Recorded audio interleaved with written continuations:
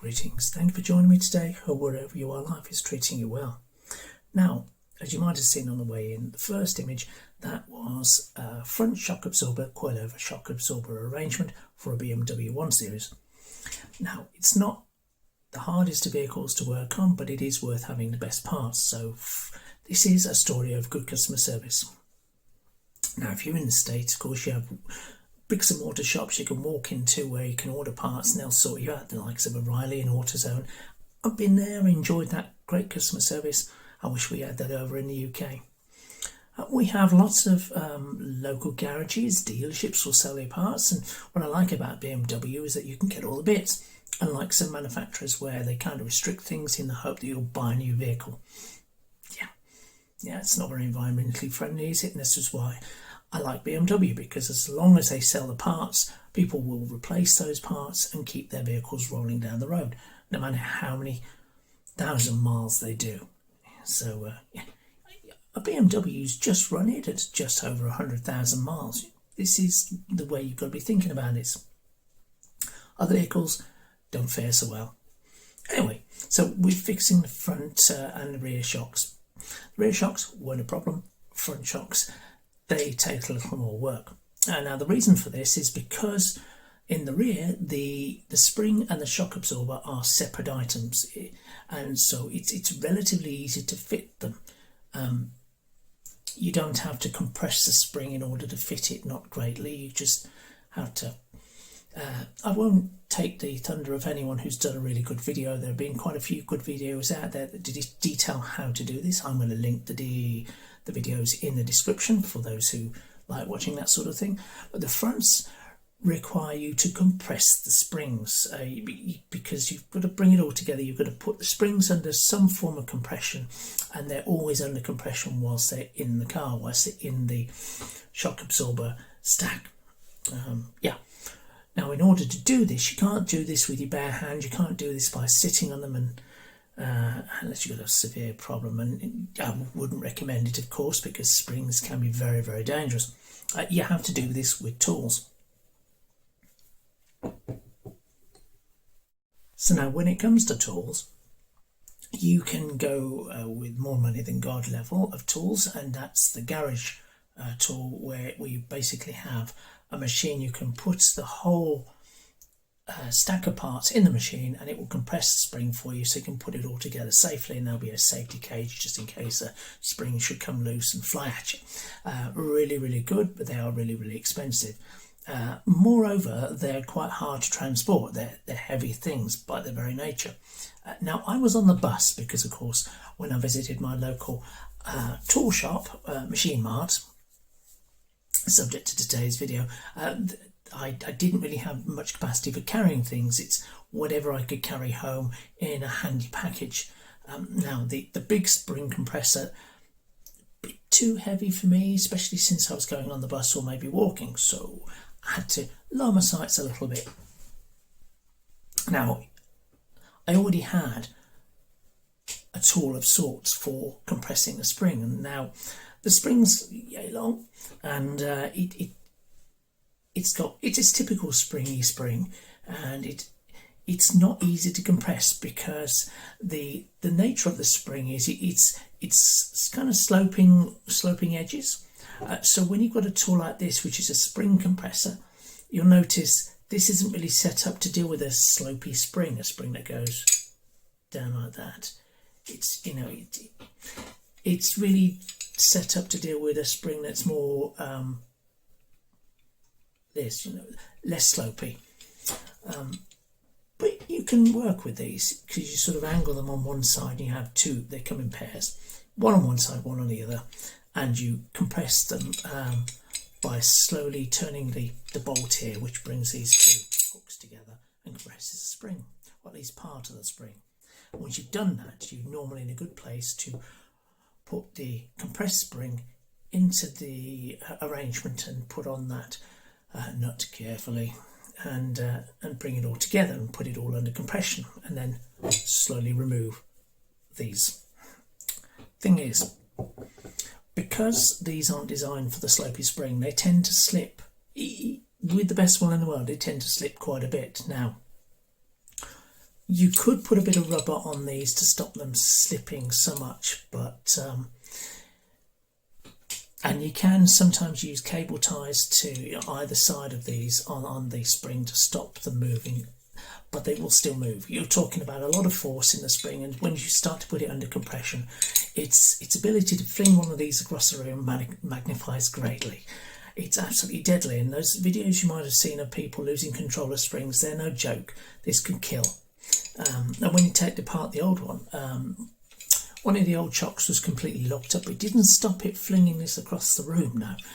Mercifully I was outside, and mercifully no one was in the path of the flying tool, but it's very dangerous. It's worth to be done at arm's length, carefully, oh so very carefully, and left to a professional if you need it. Okay, this is not me encouraging you to go out and fit your own shocks. Use a garage, use someone qualified. If you're not confident, don't do it yourself. Okay, I'm an idiot. I like to do things myself. I save some money. Okay, now I would sooner not pay the dealership to fit my parts. I would sooner not go to a dealership to buy my parts. I go to Autodoc, by the way.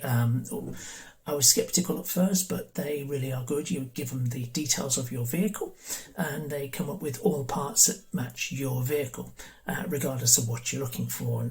And I know we've got a BMW and all the parts are available, but they've been pretty jolly good so far. So happy customer, happy to report. I'm not sponsored, but I'm happy to tell you when I've had a good time.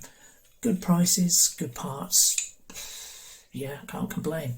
Anyway, back to the matter in hand. So, I spent a troubled evening trying to compress the one spring from the passenger side, but it's by the by, and kept losing control. You see, it's very hard to get the balance. You have to do it quarter turn, then go to the other one, quarter turn, and keep doing it carefully. It's very hard.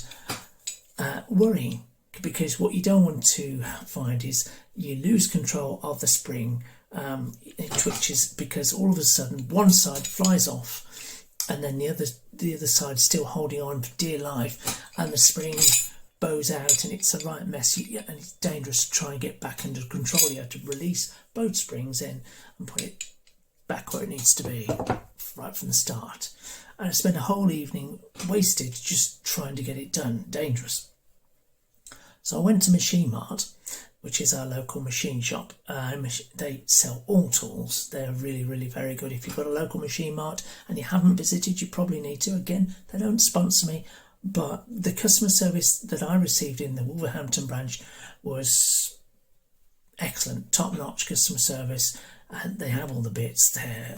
They have a section devoted to seconds and things on reductions, and that is worth seeing in and of itself. But the customer service, absolutely fantastic, and chaps really know their tools, so it's well worth visiting. Yeah, so went and got a second tool, and this is it. It came with some plastic on it, but I tore that off on the bus. It's a spring compressor.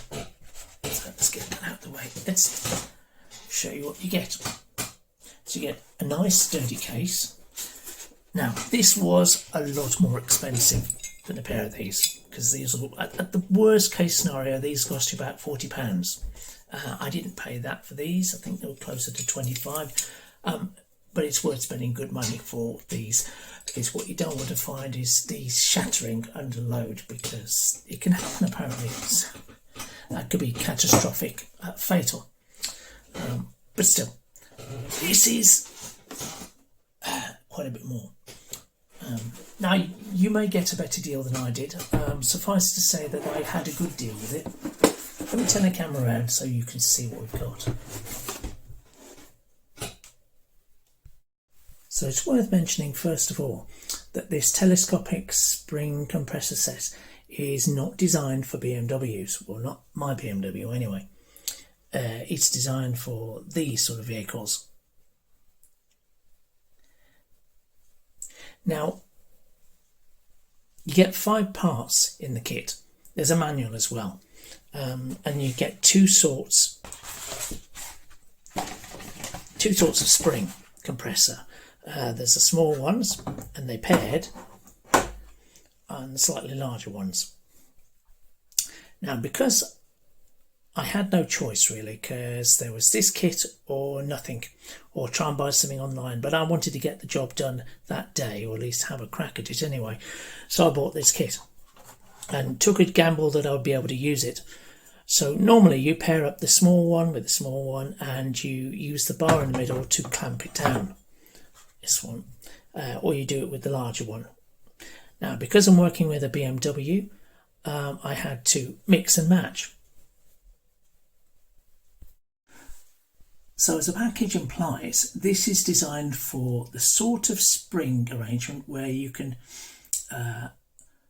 install the spring and then remove the kit through the retention mechanism in the car that holds the spring in place. There's like a hollow through the middle of the device where you can remove the parts. The idea is in a regular car, so if you've got a Volvo or something, one of the things on the list, you have two matching plates. So you might go with the small plates here, and you put those in the spring. Carefully in the spring, one top, one bottom, depending on how much area you're trying to compress. There's limits to the kit, but you can compress a relatively decent length of the spring. Okay, and then up through the middle, through the access points, you push this compression rod.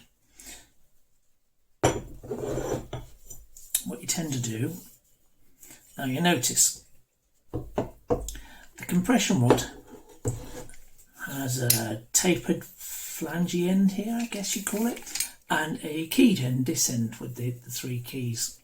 It's beautifully machined, by the way. It feels, you know, when some tools feel good to hold, there's no other way to describe it. It's like the way certain things with a certain weight, they just feel quality, and this is quality. It's good, solid steel, hardened steel, it's great. This has a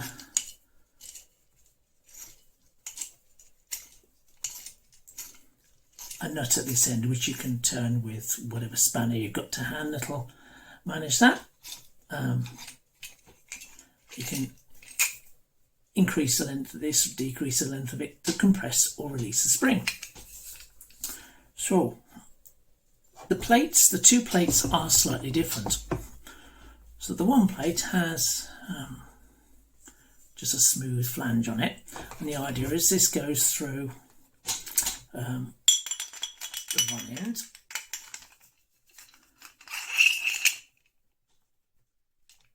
and stops there on the flange there, and the other one, let me just put that down for a second, it is heavy, nice cast iron and steel, really nice. And the other one's got a keyhole here, I think a key notch, to match with the other end of the compression rod. And what you do is you put this in at the other end of the area you're going to compress within the spring, and you carefully twist until the key here interfaces with the notches, the three notches, snugly. And then of course if you're compressing, you just turn to slowly compress the spring in between. And when you've done, you release it, having fitted the spring or removed the spring as the case may be. When you've done, you release it and extract the parts. Just pull this out of the spring, extract the rod through the hole that I believe is in the bottom of the design, and you obviously remove this one as well. Now BMW don't have that arrangement because you've got a spring that is smaller at one end than it is at the other. So in order to make this kit work for me, so I didn't have to traipse back over town and admit that I bought the wrong thing, because it was a choice of this thing or another kit much like I've got here, wouldn't have been appropriate, you know. I suppose you could use 4 of them, but that's even more complicated as they'll still slip. So I thought, let's get creative. Now, don't do this yourself, obviously. If you're in this position, you have to be really desperate to do these sort of things. This is not me recommending it. This is me telling you how good Machine Mart were, because they were really, really friendly there. Great customer service, people who are well educated on the parts, the tools they have in the shop. Well laid out, they know where everything is. There's no umming and ahhing. You know, if you ask a question, they'll give you an honest answer. The staff who are paid to think for themselves and make a sale sensibly without screwing anyone over. Really, really great customer service. Can't recommend them enough, really. Wolverhampton Machine Mart, you guys, perfect. Thank you. Anyway, so I decided to get creative. Clearly, when you get creative, you put yourself at risk. Don't do it. You also put the warranty, if there is one, at risk. Don't do it for this reason. But this is how I did it with the BMW spring, because this, as it happens, is just perfect for the top part of the spring, the fat part of the spring. So there we go, with picking the flanged end, of course. In one end. Now I'm aiming to compress the spring safely and quickly, relatively quickly. And the other one, not that one, not this one, not the flange end. The other side, we're going for the small end, the other one that comes in the kit. So we're going for that. So I pass this through my spring, having compressed it part of the way, because it's a big spring, having compressed it part of the way with my pair of these. This allows me to get the rod at its fullest extent, not too much. You don't push it right to the limits, but you do as much as you can, and you start there, and then you start to compress. And of course, all the while you're compressing with this, and you're compressing with the other tools carefully. Whoop. Marvellous. And my gimbal's just failed. Is that wonderful? Let me just twist that back.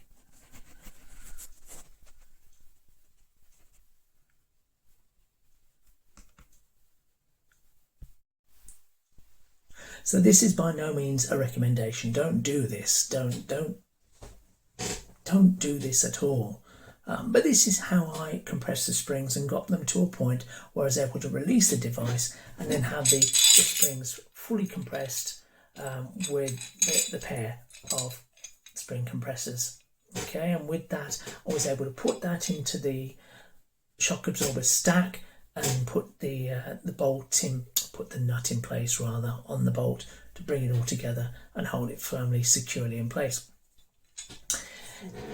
You then, once you're fitting it into the car, by the way, then you're using these to compress that stack. There are other tools that will do it for you quickly, safely, but this allows you to compress that whole shock absorber array to get it under the wheel arch, but that's a different story. And I won't want to steal the thunder of any of those guys who've done really good videos on fitting shock absorbers to cars like a BMW 1 Series. But that's how I did it. It was a successful end to a tricky journey, and I look forward to getting the car back on the road very, very soon. Got a few other things to iron out first though, but yeah, that's the story. So, yeah, like I say, if you are in the market for some specialised tools or not so specialised tools, well, it appears that Machine Mart is the way to go. There are other shops, you know, the likes of Halfords, and sometimes they will give you what you need, but for times when you really need something reliable at a decent price, you know where to go. Anyway, once again, thank you for joining me today. I do appreciate your time. If you've got time for comments, likes, shares, I appreciate that as well. I'd love to hear from you guys in the comments. Whatever you do, have a great day. See you soon. Bye for now, and stay safe. Stay safe. Coils are dangerous. Bye for now.